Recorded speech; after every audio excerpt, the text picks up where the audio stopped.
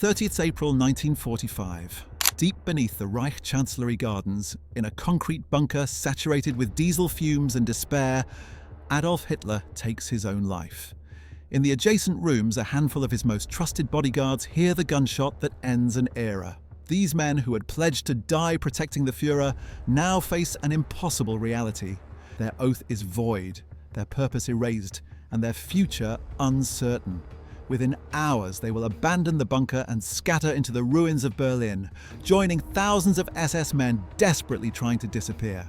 What follows is a story of escape, reinvention, prosecution, and silence, as the men who once stood closest to absolute evil attempt to navigate a post-war world determined to hold Nazis accountable.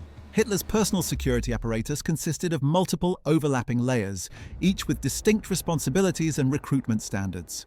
The innermost circle was the Führer Big Light Commando, or FBK, a unit typically numbering between 30 and 50 men who provided immediate personal protection. These bodyguards accompanied Hitler constantly, securing his residences, screening visitors, and maintaining armed presence during public appearances and private meetings. Selection for the FBK required not just physical capability, but unwavering ideological commitment and personal loyalty, verified through extensive background investigations. Beyond the FBK stood the Leibstandarte SS Adolf Hitler, or LSSAH, an entire military division that began as Hitler's personal guard unit in 1933. While the LSSAH evolved into a frontline Waffen-SS combat formation, it maintained ceremonial and protective duties at Hitler's headquarters throughout the war. Members of the LSSAH guarded the approaches to Hitler's residences, manned checkpoints, and provided security perimeters at major events. The unit's commander, SS Oberstgruppenführer Josef Dietrich, had direct access to Hitler and oversaw both combat operations and security protocols. The Reichssicherheitsdienst, or RSD, added another layer. This plainclothes security service, staffed by criminal police and SS personnel, conducted advanced security for Hitler's movements, investigated potential threats, and maintained surveillance networks. RSD officers worked closely with the FBK but operated with more autonomy, focusing on intelligence gathering and threat assessment rather than physical protection.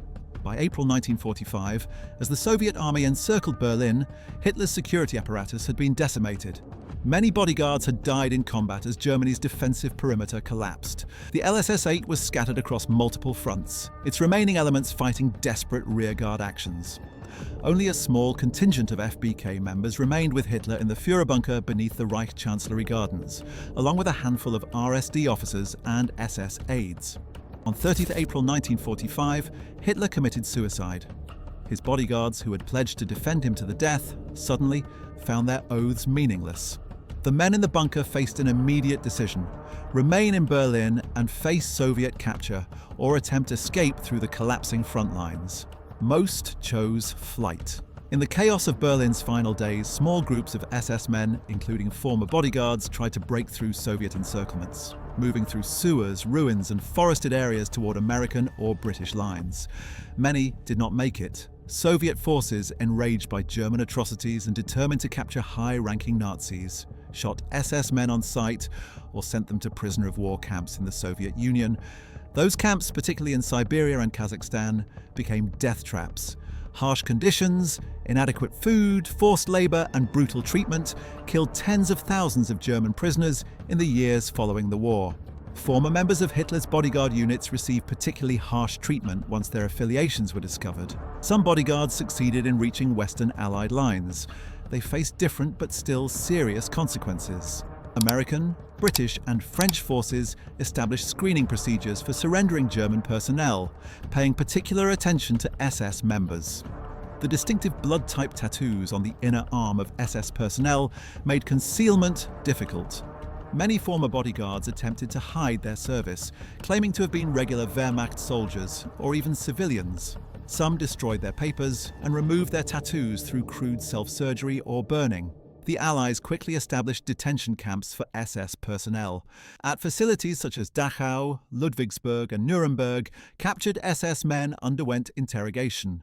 Allied intelligence officers sought information about war crimes, Nazi leadership, and the regime's final days. Former Hitler bodyguards possessed valuable intelligence, having witnessed conferences, overheard conversations and observed the decision-making processes at the highest levels of Nazi power. Several high-ranking members of Hitler's security apparatus faced immediate prosecution. Josef Dietrich, commander of the Leibstandarte, was tried by American military courts for war crimes, specifically the massacre of American prisoners during the Battle of the Bulge. Although Dietrich had not personally committed the murders, he was held responsible as commanding officer. Convicted in 1946, he received a 25-year sentence, though he was released in 1955. Later, German courts tried him again for his role in the Night of the Long Knives in 1934, resulting in additional imprisonment. Bruno Gescher, one of Hitler's longest-serving bodyguards who had been with him since the 1920s, survived the war and went into hiding. He had witnessed countless private moments, knew intimate details of Hitler's routines and relationships, and could have provided extraordinary historical testimony. Instead, Gescher disappeared into the chaos of post-war Germany.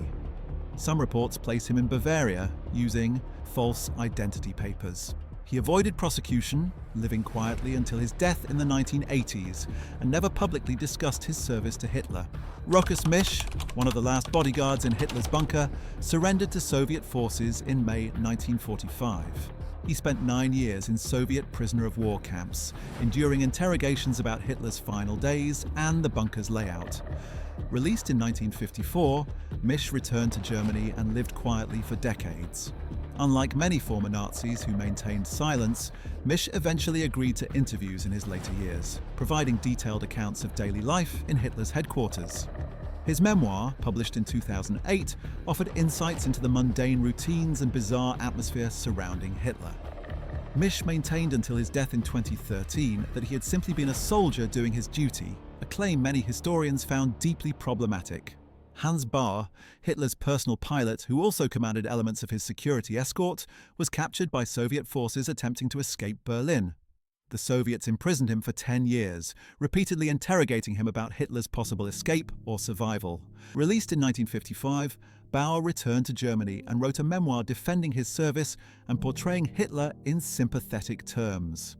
His book, published in the 1950s, generated controversy for its unapologetic tone and lack of moral reflection. Many lower-ranking bodyguards simply disappeared into civilian life. Some adopted new identities and moved to different regions of Germany or emigrated to other countries. Argentina, Brazil, Spain, and Egypt became destinations for fleeing SS men, including some former members of Hitler's security units. These men often found work in German expatriate communities, maintaining networks of mutual support and silence about their wartime activities. The lack of comprehensive documentation has made tracking individual bodyguards difficult. The FBK and RSD maintained personnel records, but many of these documents were destroyed in Berlin's final days or disappeared in the post-war chaos. Allied intelligence agencies captured some records, but they remained classified for decades. When files were finally opened, they revealed that dozens of Hitler's bodyguards had evaded justice entirely, their post-war lives unmonitored, and their knowledge of Nazi crimes untapped by prosecutors. West Germany's approach to former Nazi personnel complicated accountability. During the 1950s and 1960s, the West German government, focused on economic recovery and Cold War positioning, showed limited enthusiasm for prosecuting lower-ranking Nazi functionaries. Unless individuals were linked to specific atrocities, they often faced no legal consequences. Former Hitler bodyguards who had not personally committed murders or participated in documented war crimes fell into this category.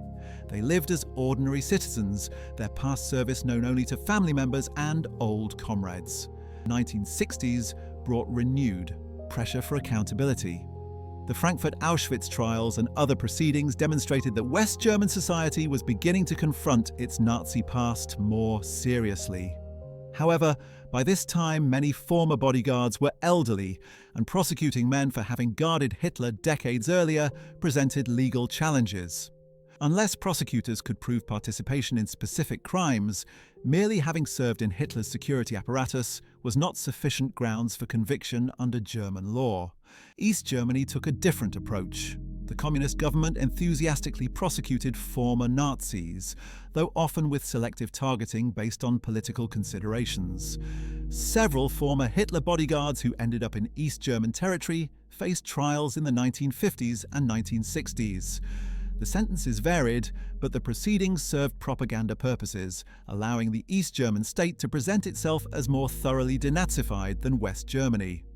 The generation of historians who began researching Hitler's inner circle in the 1970s and 1980s sought out surviving bodyguards as sources. Some former FBK and RSD members agreed to interviews, providing testimony about Hitler's personality, daily routines, and the atmosphere in his headquarters. These interviews revealed the strange combination of boredom, fear, and privilege that characterized life in Hitler's security apparatus. Bodyguards described long hours of inactivity punctuated by moments of high tension, the suffocating protocol surrounding Hitler's presence, and the growing desperation as military defeats accumulated. The testimony of these men remains historically valuable, but morally complex. They witnessed history from an extraordinarily intimate vantage point, yet many continued to express admiration for Hitler or minimize their own complicity. Some claimed ignorance of the Holocaust despite having been present at conferences where genocide was discussed. Others acknowledged the crimes but insisted they had no choice but to follow orders. These justifications frustrated historians and survivors who saw them as transparent attempts to evade moral responsibility. A few former bodyguards expressed genuine remorse in their later years. These individuals acknowledged that their loyalty to Hitler had enabled monstrous crimes, and that their silence about what they witnessed had been a moral failure. Such admissions were rare, however. Most former bodyguards who agreed to speak publicly maintained defensive postures, emphasizing their limited agency and the context of their service while avoiding full accountability. The question of collective guilt applied to Hitler's bodyguards with particular force. Unlike ordinary soldiers who might claim ignorance of Nazi crimes, these men worked in Hitler's immediate presence. They heard his speeches, observed his rage, and saw evidence of his orders' consequences. Yet their role was protective, rather than executory. They did not staff death camps or shoot civilians. This ambiguity made their moral culpability difficult to assess and their legal liability hard to establish. By the 1990s, most of Hitler's bodyguards had died. The few who survived into extreme old age became objects of intense interest for researchers, documentarians, and the merely curious. Some were willing to speak, others refused all contact. Their deaths closed windows into history, leaving behind only fragmentary records, contested memoirs, and the unresolved question of how to judge men who dedicated their lives to protecting evil. The legacy of Hitler's bodyguards extends beyond their individual fates. Their post-war experiences illuminate broader patterns in how Nazi perpetrators and enablers navigated the transition from dictatorship to democracy. Many found ways to reintegrate into society with minimal consequences. Some prospered in the economic miracle of 1950s West Germany. Others lived marginal existences, haunted by memories or diminished by prison years. Very few faced proportional accountability for their role in sustaining a genocidal regime.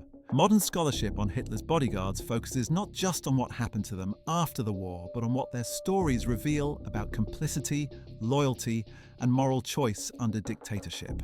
These men were not ideological masterminds or high-level decision-makers. They were, in many cases, ordinary individuals who made extraordinary choices to serve evil. Their post-war trajectories, whether they involved evasion, prosecution, silence, or belated testimony, demonstrate the challenges of achieving justice after totalitarian collapse and the ease with which enablers of atrocity can disappear into normal life. The bodyguards who survived also became unwitting participants in the long debate over Hitler's final days. Their testimony helped establish the facts of his suicide, countering Soviet-era conspiracy theories about his escape. The descriptions of the bunker's layout, the disposal of Hitler's body, and the identities of those present in the final hours provided crucial corroboration for historical accounts. Yet even this contribution to historical knowledge cannot outweigh the fundamental fact of their service to a dictator responsible for millions of deaths. What happened to Hitler's personal bodyguards after World War II is ultimately a story of dispersal, evasion, selective prosecution, and moral failure. Some died in the war's final battles or in Soviet camps.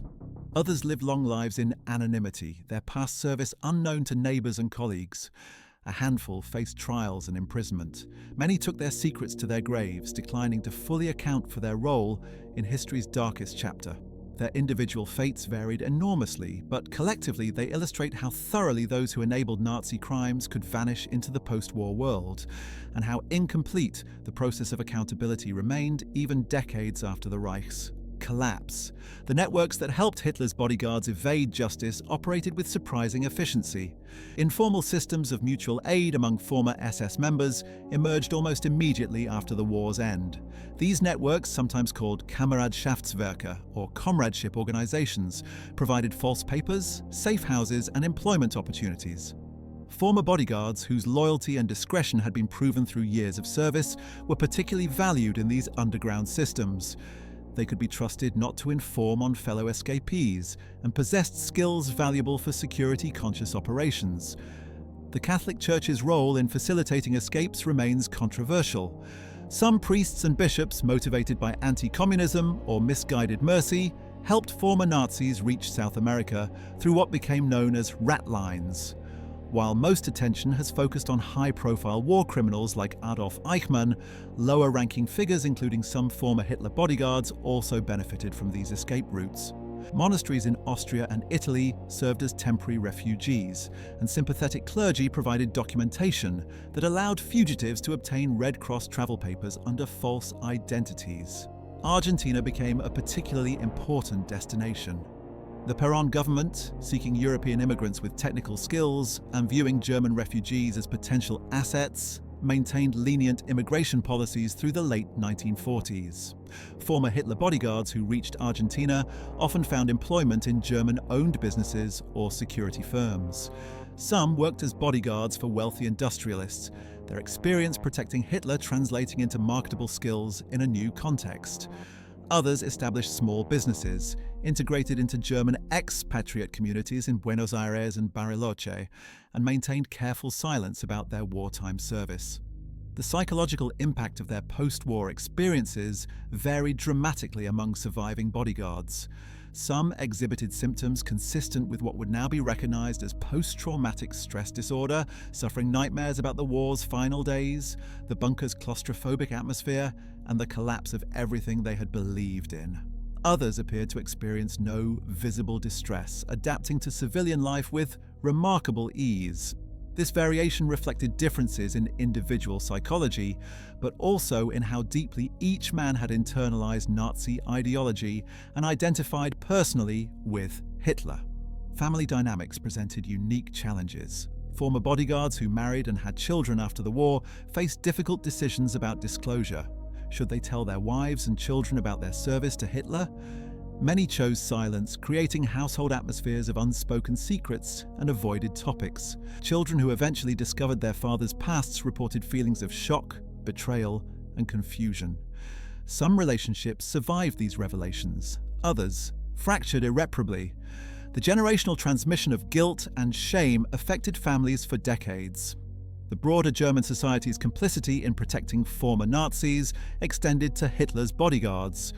During the 1950s, when many Germans were focused on rebuilding and achieving economic stability, there was limited public appetite for confronting uncomfortable truths about widespread participation in Nazi crimes. Former bodyguards benefited from this collective amnesia. Neighbors who suspected or knew about their pasts often chose not to report them, viewing such revelations as unnecessarily disruptive to community harmony, or potentially implicating themselves or family members who had also served the regime. Allied intelligence agencies sometimes recruited former Hitler bodyguards as informants. The Cold War created strange alliances, and men with intimate knowledge of Nazi security procedures, Soviet tactics observed during the war, or connections to underground Nazi networks possessed intelligence value. The CIA and British intelligence services, through programs like Operation Paperclip, recruited numerous former Nazis for anti-communist purposes. While most attention has focused on scientists and intelligence officers, some former bodyguards also provided information or services in exchange for protection from prosecution. The Israeli intelligence service, Mossad, took a different approach. Dedicated to hunting Nazi war criminals, Mossad agents tracked former Hitler bodyguards who had been present during key decisions or who might provide testimony about other fugitives. The capture of Adolf Eichmann in Argentina in 1960 demonstrated Mossad's reach and determination. Several former bodyguards lived in perpetual fear that they might be next, particularly those who had emigrated to South America. Some changed residences frequently, used multiple aliases, and avoided photography, aware that facial recognition or identification by survivors could lead to kidnapping and trial in Israel. Documentary evidence that emerged decades after the war provided new leads for investigators. When Soviet archives opened in the 1990s following the USSR's collapse, researchers discovered interrogation records of Hitler bodyguards captured in 1945. These documents revealed names, aliases, and biographical details that enabled investigators to trace some individuals who had successfully hidden for 50 years. By then, most were dead or extremely elderly, but a few cases resulted in renewed prosecution efforts in the 1990s and early 2000s. The legal principle of command responsibility created complications for prosecuting Hitler's bodyguards. While this doctrine held military commanders accountable for crimes committed by subordinates, it was less clear how it applied to bodyguards. They commanded small security details but were not typically involved in operational military decisions. Unless prosecutors could demonstrate direct participation in specific crimes such as executing prisoners or civilians, charging bodyguards with war crimes proved difficult. This legal ambiguity meant that many escaped prosecution despite their obvious moral complicity in enabling Hitler's regime. Medical records and pension claims provided unexpected avenues for tracking former bodyguards. Many who lived into old age in Germany eventually applied for government pensions or medical benefits, requiring them to document their wartime service. These applications, filed decades after the war when applicants believed the risk of prosecution had diminished, created paper trails that researchers later exploited. Some former bodyguards inadvertently incriminated themselves by claiming military service records that revealed SS affiliation or duty assignments in Hitler's headquarters. The phenomenon of Persilschein, or whitewashing certificates, complicated accountability efforts. In post-war Germany, individuals could obtain statements from witnesses or victims attesting to their good character or lack of participation in crimes. Some former bodyguards secured such statements through a combination of genuine relationships, misrepresentation, and occasionally coercion. These certificates, while not providing legal immunity, influenced prosecutors' decisions about whether to pursue cases and affected judges' sentencing when convictions occurred. As the 21st century began, the last surviving members of Hitler's bodyguard detail entered their final years. Organizations dedicated to Holocaust remembrance and Nazi crime documentation raced to record testimony before these witnesses died. The interviews that resulted are historically valuable but often frustrating, revealing men who remained defensive, minimized their roles, or selectively remembered events. Even in extreme old age, few expressed unconditional remorse or fully acknowledged the implications of having devoted years to protecting a genocidal dictator. The descendants of Hitler's bodyguards have faced their own challenges. Some have become vocal advocates for Holocaust education, speaking publicly about their family histories and the importance of confronting Germany's past. Others have maintained silence, changed their names, or severed connections with relatives who served Hitler. A few have attempted to rehabilitate their ancestors' reputations, publishing memoirs or participating in revisionist historical projects that minimize Nazi crimes. These diverse responses illustrate how historical trauma echoes across generations and how different families process inherited guilt. The final accounting of Hitler's bodyguards remains incomplete. Estimates suggest that approximately 150 men served in the innermost security circle, the Führer Begleitkommando, during the Nazi regime's 12 years. Of these, perhaps 40 to 50 were still alive in May 1945. Tracking the post-war fates of each individual has proven impossible, given incomplete records, successful identity changes, and the passage of time. What is certain is that the majority escaped any meaningful accountability. Living out their lives as the regime they served became history's most universally condemned government.